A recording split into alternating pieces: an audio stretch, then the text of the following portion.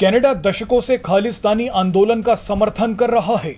आपने देखा होगा कि कनाडा में बैठे खालिस्तानी पंजाब को भारत से अलग करने के सपने देखते हैं और लगातार जनमत संग्रह भी करवाते हैं। लेकिन कनाडा में खुद खालिस्तान और पीओके जैसा विरोध प्रदर्शन चल रहा है। कनाडा का सबसे बड़ा प्रांत ही पीओके की तरह आजादी की जंग लड़ रहा है। ये प्रांत खुद 2 बार कनाडा से अलग होने के लिए जनमत संग्रह करवा चुका है। कनाडा हमेशा इस मुद्दे पर खामोश रहता है, लेकिन भारत ने इस बार कनाडा की यही दुखती रग पकड़ ली है। ये धमाकेदार वीडियो पूरा देखिएगा ताकि आपको पता चल जाए कि कनाडा में कैसे एक पीओके पनप रहा है। दरअसल कनाडा 10 प्रोविंस और 3 टेरिटरीज को मिलाकर बना है। कनाडा के 10 प्रोविंस में से सबसे बड़ा प्रोविंस क्यूबेक है। यही क्यूबेक कनाडा से आजादी चाहता है। अब बीजेपी नेता बैजयंत पांडा ने मांग की है कि क्यूबेक की आजादी के लिए भारत सरकार को आगे आना चाहिए, क्योंकि कनाडा भी तो खालिस्तानियों को समर्थन दे रहा है। इस बयान के बाद कनाडा तिलमिला गया है। कनाडा जानता है कि अगर भारत ने गलती से भी क्यूबेक का समर्थन कर दिया तो उसकी जान को आफत आ जाएगी।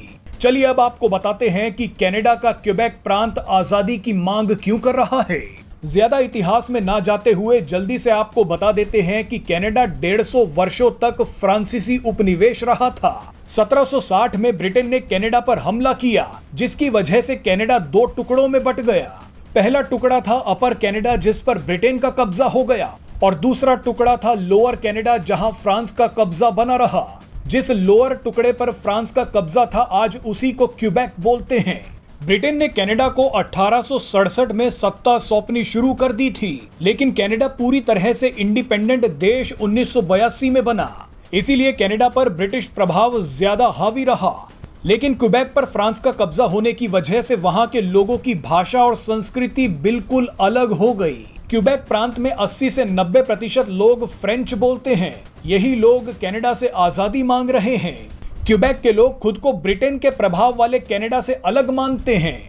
क्यूबेक की जनता दशकों से प्रदर्शन कर रही है कि हमें वो अधिकार नहीं मिलते जो बाकी कनाडा को मिलते हैं। इसीलिए क्यूबेक ने आजादी के लिए 2 बार जनमत संग्रह भी करवा लिए। पहला जनमत संग्रह 1980 के दौरान हुआ। इस जनमत संग्रह में कनाडा के केवल 4 प्रांत क्यूबेक के समर्थन में आए, जबकि 6 प्रांतों ने क्यूबेक के सपनों पर पानी फेर दिया। इसके बाद क्यूबेक की आजादी के लिए 1995 में दूसरा जनमत संग्रह हुआ। इस जनमत संग्रह में तो कनाडा टूटते टूटते बचा।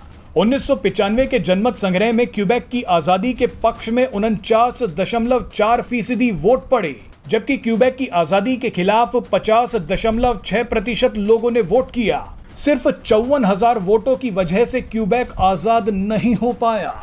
लेकिन आपको बता दें कि अब भारत और कनाडा विवाद के बीच क्यूबेक का मुद्दा एक बार फिर गर्म हो गया है। आप ये जानकर हैरान हो जाएंगे कि जिस समय भारत और कनाडा के बीच विवाद चल रहा है, ठीक उसी वक्त क्यूबेक के लाखों लोग सड़कों पर जस्टिन ट्रूडो का विरोध कर रहे हैं। इन लोगों का आरोप है कि कनाडा की सरकार क्यूबेक के लोगों को ना तो अच्छी सैलरी देती है और ना ही काम करने का अच्छा माहौल। ये ठीक वैसा ही है जैसा पाकिस्तान पीओके के लोगों के साथ करता है। अब आप ही कमेंट करके बताइए कि क्या भारत को क्यूबेक का मुद्दा उठाना चाहिए।